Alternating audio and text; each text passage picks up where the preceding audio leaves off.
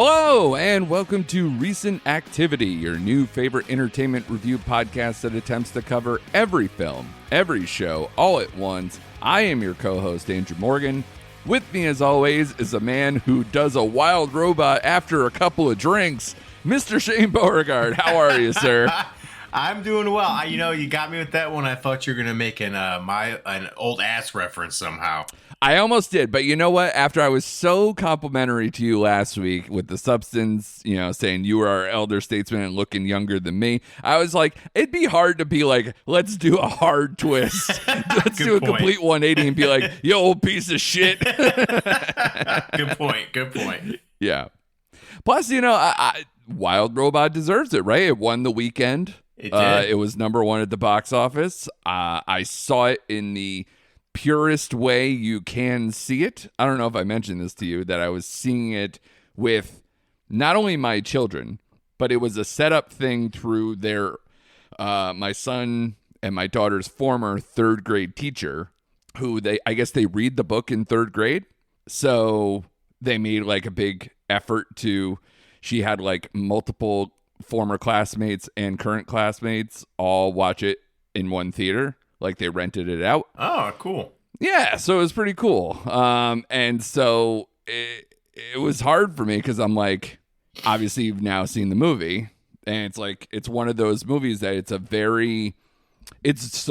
like almost a throwback. It's like this is so family friendly, like to the point of where it's like it's about parenting. So like the parents are sitting there just going, "Yep. Yep."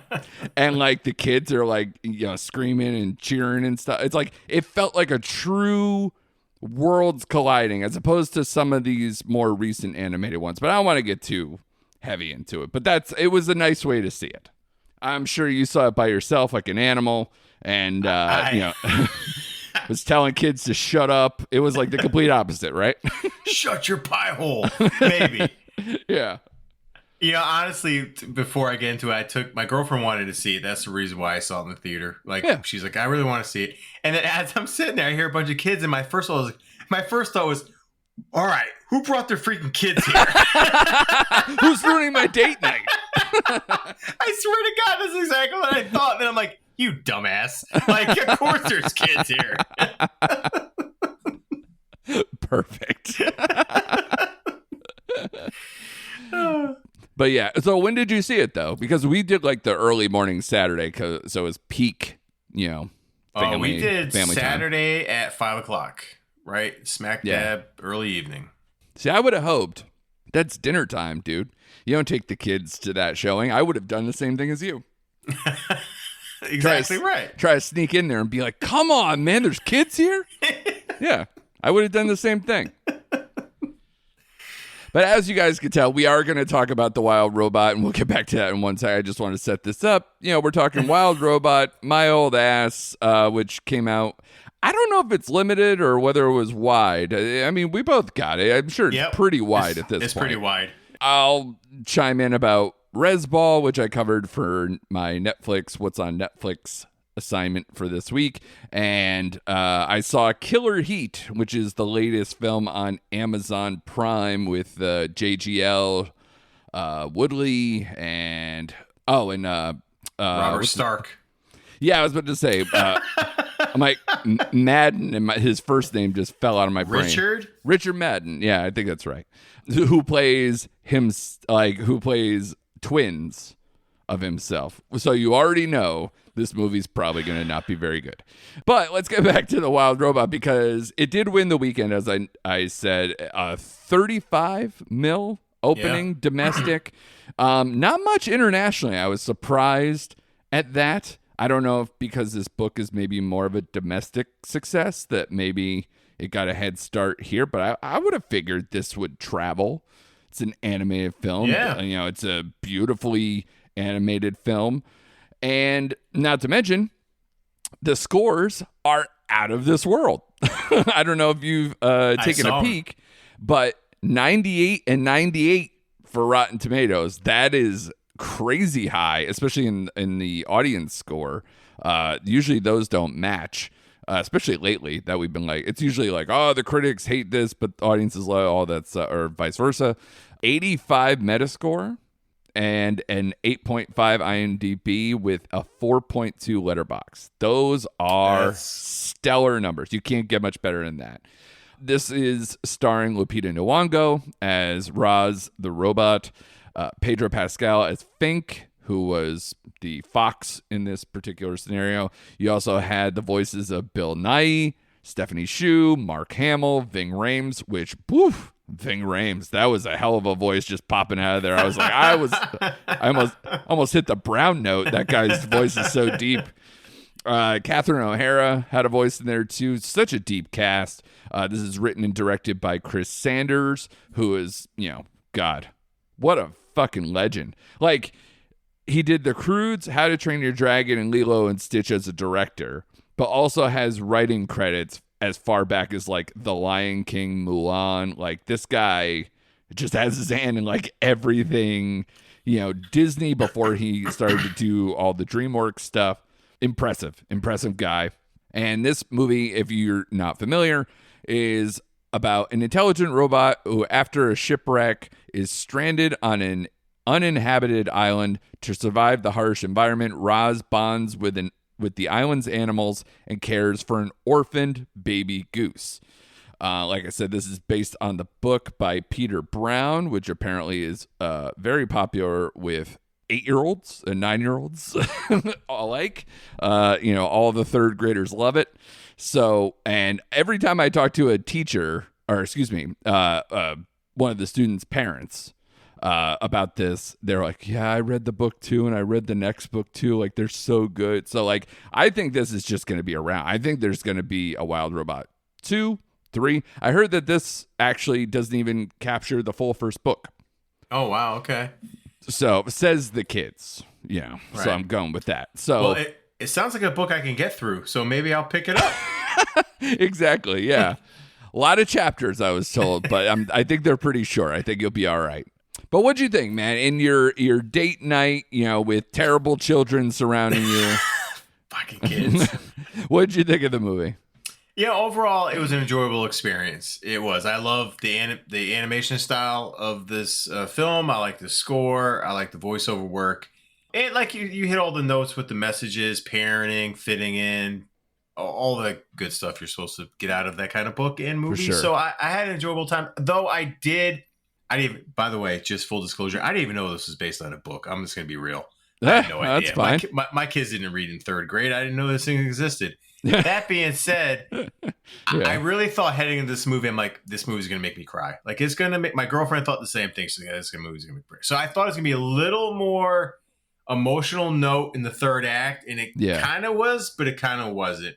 I liked the humor, though. I was expecting a little more humor in this movie. Right. Yeah, it's just a little bit, especially with Pedro Pascal's character. And there was, but overall, man, an enjoyable experience. As far as the other animated films I've seen, like compared to Inside Out 2, I thought that was a little better than this one. Really? Yeah, I did. But yeah, I'm high on this movie. It was a good, enjoyable, heart-filled, heartwarming movie, man. There's nothing like really negative I can tear it down about, except for I was expecting just a little more emotional kind of like twist. I was thinking the robot was going to get torn apart or something, like, for real. I think that would have been the better ending. Yeah, to me, I agree with some of the sentiment you're putting down. I think this is actually the best animated feature of the year, though. Oh, I do. Okay. And to be honest, I didn't think Inside Out 2 was already. I thought I liked Orion in the Dark above that, too. So basically, so those three, though, for its credit, up until recently, ironically, with the Wild Robot and maybe something else we'll talk later, knocked out a couple of movies in my top 20. So I made some adjustments, and I believe Inside Out 2 just got knocked out of my top 20. Oh, but wow. up until recently, it was those three in there all at once. So that's an impressive animated year when a 42-year-old man is like, yeah, man, 3 animated movies really knocked my socks off in a year. So there's nothing wrong with that. No. And to be honest, Transformers 1 is pretty close too. So, pretty darn good year for animation. But yeah, I'm with you in that I thought it was gonna be like uncontrollable sobbing versus like just tears leaking, where I can control it a little bit, but I'm still crying. Part of that's like because I'm next to my kids and in a room full of people who actually know who I am. So I was just like, all right, don't keep it together. Yeah. I'm just punching myself in the dick trying to, feel something different. But yeah, I really liked it. I did. There is while I kind of agree with you that I thought there could have been maybe a slight bit more humor, though I thought it was still funny enough. Like the difference is that I think they were so good. The impressive thing about this movie to me is that it's so deep with characters. Like, I know, not only based off just like, oh, it's some celebrity's voice. In fact, when I started doing the list for this, I was like, damn, all those people were in this movie? Like, I didn't care because I was just like, oh, you were the beaver. You were the this. I feel like there's 6 or 7 animals or more that I was like, I know distinctly who that is, what they're like, how they associate with the main cast. I thought they did an excellent job of developing characters in this movie. Like, especially with how many movies I've been watching this year where I'm just like, Jesus, if they just developed this character a little bit more, I would like this movie. They just did a really good job of spreading it out, but also knowing what the goal is here. And especially because it's basically, it's about parenting. So it's in a way, it takes a village mentality for the whole thing. So it really does, like, it's just a village of animals, and all these animals mostly don't even like each other. And then there's like that coming together. Like, it's so heartwarming, literally and figuratively, when they like just set up that shelter and sit around the fire. Like, there's so many it's nice. It just made you feel nice. Like, it's just a movie that really just warms you. And it worked, especially in a year that's kind of light a little bit, like all this, like, oh man, it's another 3.5 or less. It's like, okay, this movie is at minimum a 4 to me. I'll put that out there. And by those standards, this movie I think is the top 5 movie of the year for me. Wow. And it just works. And I mean, the scores show it. I can't help, you are an icebox of a human being. You need to melt down and see this movie again. But I don't know. Again, like, I saw it in the perfect, like, twist the knife environment of sitting next to my children, and, they didn't leave the theater, which tells you everything. I've seen so many animated movies with them this year where they're like, I have to go to the bathroom. I need to go do this. Or like, they're asking me how much time is left. They didn't do shit. They loved it. And I think it's just such a good movie all the way around. And like you said, the parenting stuff, even just like, it's not even like the strongest ending, because I think they kind of tried to figure out where to stop the story when it's not the end of the book. And I think they did a good job with that. And even just that little last moments, they just still got you like, Yeah. No, listen, you're not the first person to say I need it, like, I'm too icy or whatever. I'm a Grinch. I get it. All right. I'm going to wear it. Right. Yeah. But no, I agree with everything you said. For me, it was, my favorite characters were like Catherine O'Hara's the possum, like the mother of the possums. I loved every scene they were in, man. Like, the whole playing dead. Yeah, it was a great scene. That was awesome. That's probably the funniest stuff for sure. Yeah. Yeah. Telling them what they have, kind of like the Seinfeld episode when Kramer was acting, go, what'd you get? Yeah. I got, stuff like that. I love that. But that's a good call. Yeah. That's a really good. Yeah. What were they fighting over? Sepsis, I think. Yeah, something like that. Yeah. Good call. Yeah. So I did enjoy that. I really did. But like, the stupid part of my brain is like, why do they care if they're really going to go through all this trouble to retrieve this one rope? Like, really? They're going to, okay. I get it. I get they had to go somewhere at the ending. I'll be honest with you, the moment where the goose, where Bright Bill went from baby to like teenager, it kind of lost me for a minute. I like the earlier stages of that relationship more so than like the teenage or Bright Bill, whatever. Yeah, but that, like, I know. God, the migration stuff really got to me. I'm just not. I'm nitpicking. So all that to say, I still gave this movie a 4. But is it in my top 5? No, it's not. Top 10, close. It's like right between like 11 and 15 for me. Yeah. Okay. I mean, is it a killer's game? No, it's not. No, I'm kidding. But, I'm like, that was a 3, wasn't it? For yeah, no. But it's right there. I mean, it's close. I got it pretty high, man. Like I said, it was an enjoyable time, and I probably will see if my kids want to see. Because again, I was kidless, so maybe if I take my son, because my daughter probably have no interest in it, because she's kind of like me, where she's like, oh, it's that time of year. I'm watching Cabin in the Woods. I'm watching all this horror stuff, and I'm like, all right, so she's out of that loop. So I'll see what Quinn, how he reacts to this stuff. Yeah, it's an interesting time of year, because I said when we were doing our most anticipated that September was gonna wallop. It's been good, man. And I'll tell you, and we'll get to my old ass next. Now that we kind of both put our scores out there, I think 1, 2, 3. I thought it was. Oh yeah, and 4. So 4 movies from September in my top 20 for the year. Yeah, it's been a really solid month of movies all around. Even that ones that I didn't make my top 10 or 15, I still enjoyed. Like overall, every week I felt like, okay, I want to go see this. I want to go see this. I want to see that. So yeah, hell of a lot better than we were. Oh yeah. In fact, I'm gonna probably go to my usual refrain, because this is what I like. Okay, and. Listen up, people who make the fucking movie schedules, all right?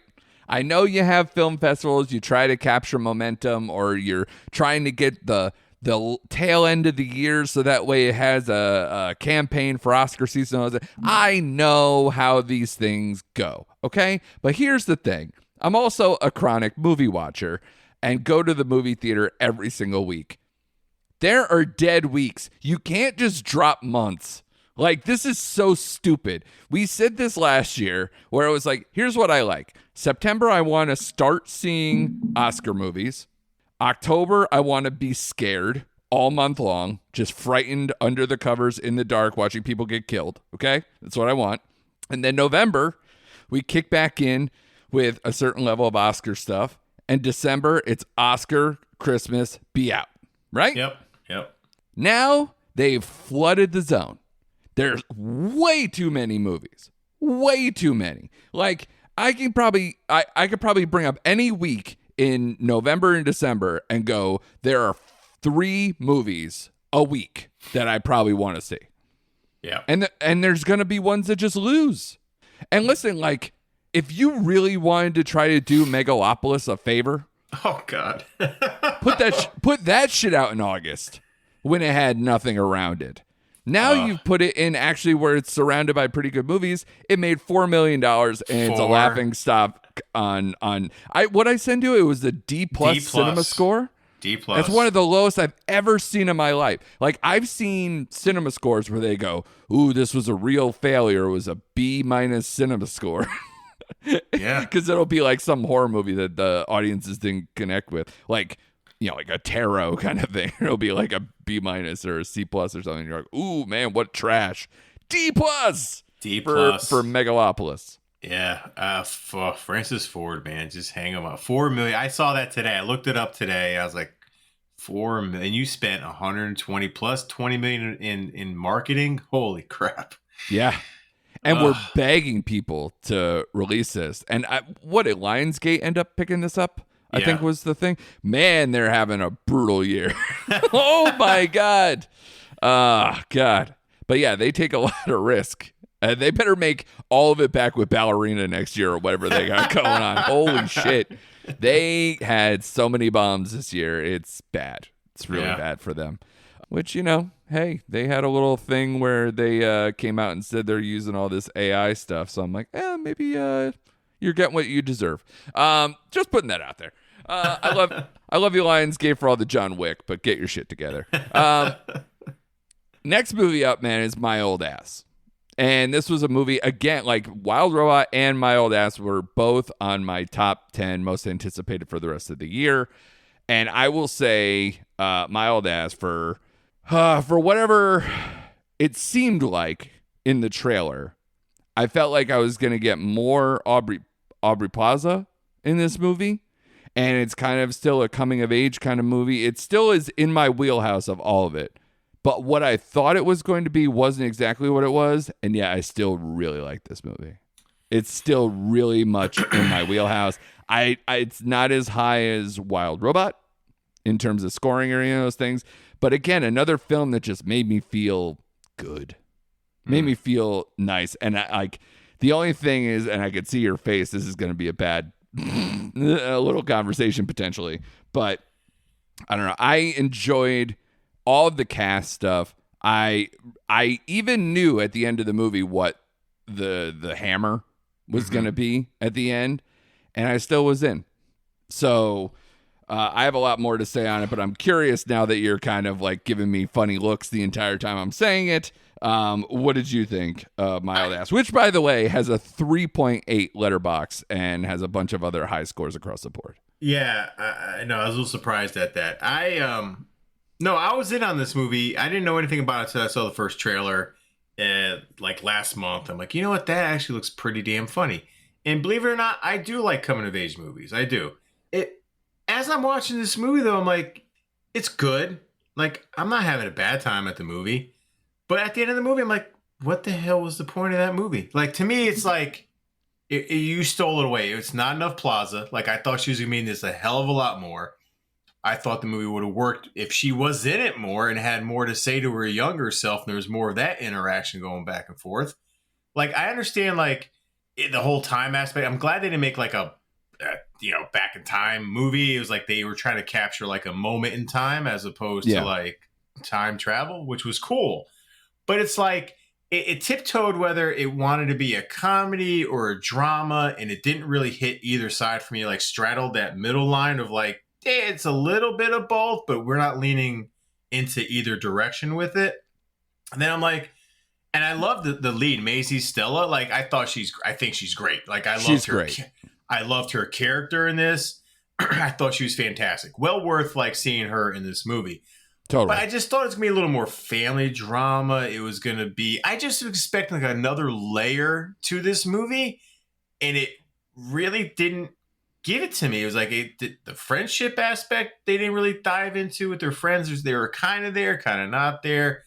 Then her whole thing is she's going to college and leaving her parents' cranberry farm. I'm like, okay. And then the big bombshell at the end, I'm like, okay, all right, man, I guess. Like it just, I was expecting like something else to hit me, and it didn't. Though this movie did bring like a buildup of like a drop to my eye in this movie. Like the mother, her and her mom scene kind of was like, oh, that's pretty good towards the end. It got me a little bit. But I did like this, but I'm sitting here thinking, they could have just dropped this straight on Amazon. This is the kind of movie like I could have sat in my bedroom and watched and been like, oh, that was actually a pretty good movie. I don't know. I just feel like I was duped with the Plaza thing in the poster and in the trailers. I was just choosing 3 scenes, maybe 2, and I'm like, all right. So I'll leave it out there. I gave it a 3.5. Yeah, which it's funny because we do this a lot of times where I say something nice and glowing. And you will be like, well, but this, I don't know. And then we have the same score. And I go, what is wrong with you? Like, why don't you just lead with the nice things? And then we can kind of meet somewhere. That'd be too easy, Andrew. I know. Because I gave it a 3.5, but I think it's a high 3.5 versus like a soft 3.5. And so that's why I think it's like one of the higher end. Like, I think I have it at like number 11 or 12 of the year. Okay. It's funny. We're kind of almost like, what you said about Wild Robot is probably what I'm saying about this, maybe in some way. But to me, I think it's funny that the movie's message is about being present and living life, which I think that's really the takeaway, which is probably not what people wanted, or maybe even what you wanted, where it's like, a lot of people wanted to be like, oh, well, what would my older self say to my younger self, is a lot of what people probably came to the movie with that attitude. But they literally in that first conversation just go, I don't know how much I want to do because I don't know how much I want to affect your life or fuck things up.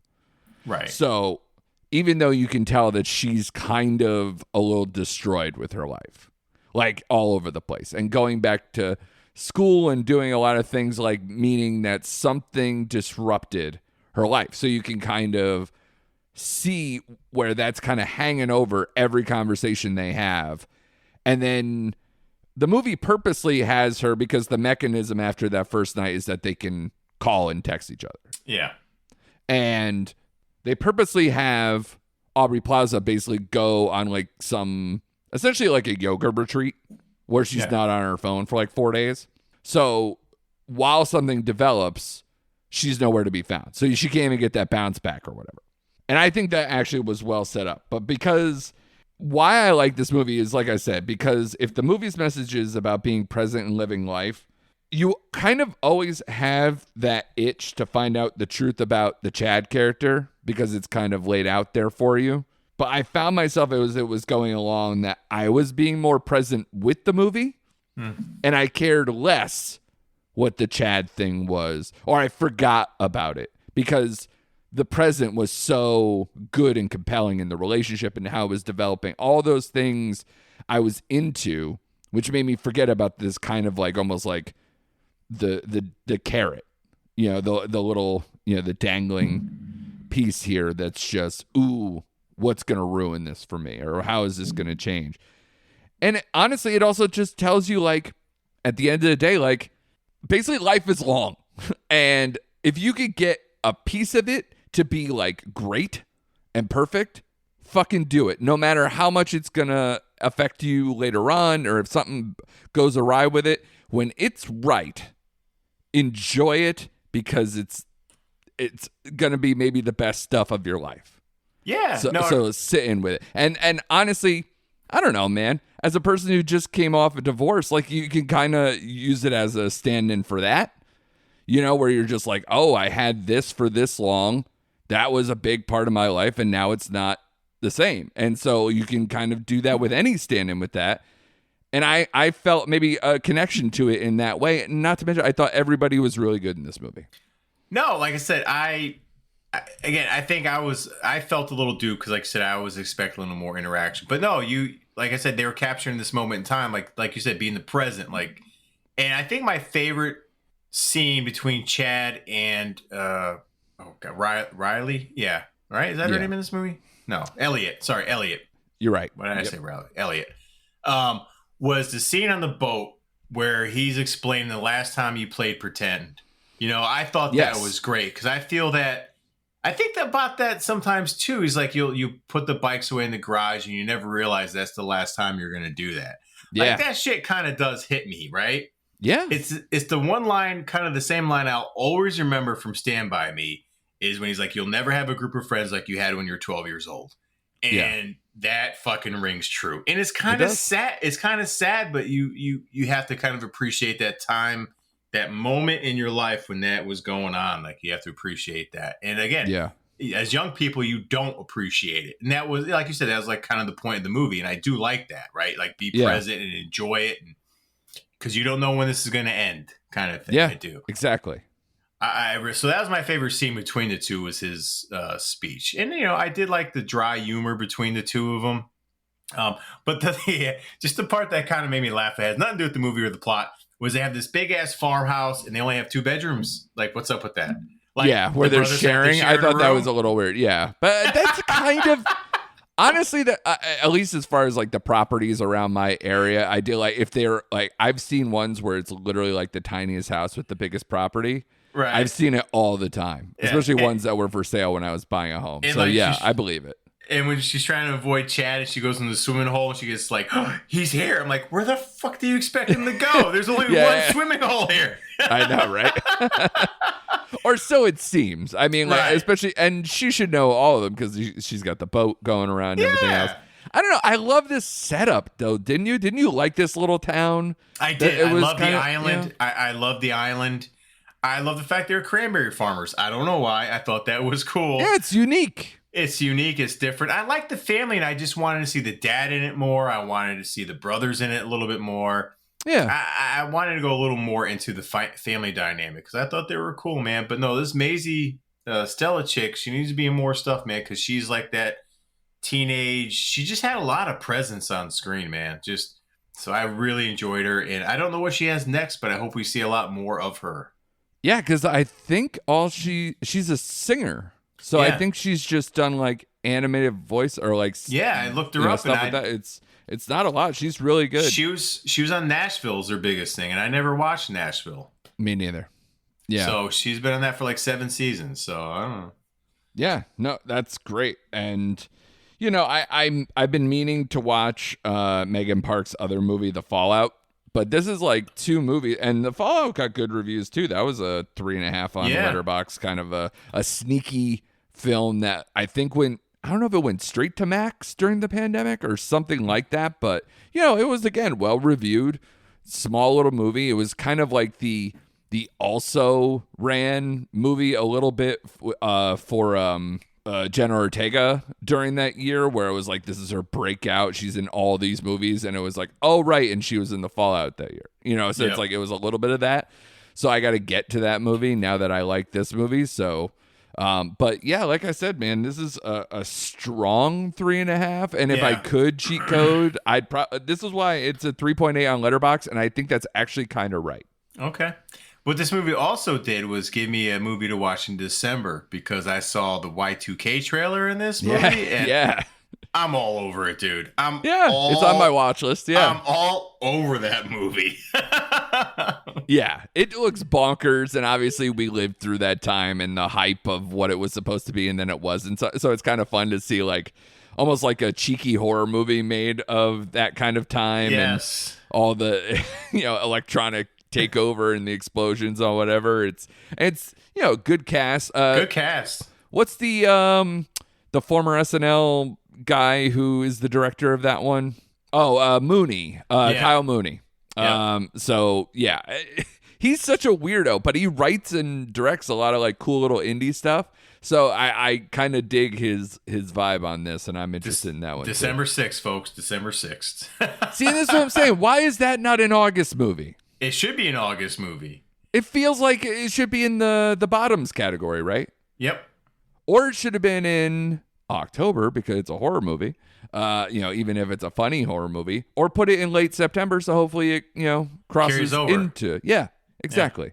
So dumb. You're all don't know what you're doing. I'm sure there's a million reasons for it, but stupid. Let's end on this one, buddy. The rest of this week was just kind of eh. I would say if you're on Prime and you're digging for something, you're like, ooh, a new movie with Joseph Gordon-Levitt and Shailene Woodley, and like we said, the Stark brother there, Robert Stark. Yes. Yeah, Richard Madden, like we mentioned before. This movie, I haven't seen a movie in that long that has had that much voiceover. And if you have so much voiceover in an 1.5-hour movie, it seems like a lot. And it feels like you're basically trying to be, because it's sort of like a crime, whodunit, sort of like it's a PI investigation movie in Greece. And it feels like, are you trying to just make like a Bogart movie from the 50s, but it's too, video, straight to streaming flat and, not very good. Like there's 2 switcheroos in this movie, and they're both in like the last 25-30 minutes. So the first 45 minutes to an hour, you're just like, Jesus, I'm so like sick of this, and it seems so straightforward. This is so dumb, and the payoff doesn't get you there that well. It's got a 2.5 on Letterboxd. It's probably that. I could probably say it's lower because it's very forgettable. So a 2.5 is being kind to it. Wow. So Killer Heat, if anybody sees that, you could be like, maybe on like a Sunday when I'm hungover, can't get off the couch. That's like the best way to ingest that movie, maybe. I also covered Rez Ball for what's on Netflix.com. Go see my full review there.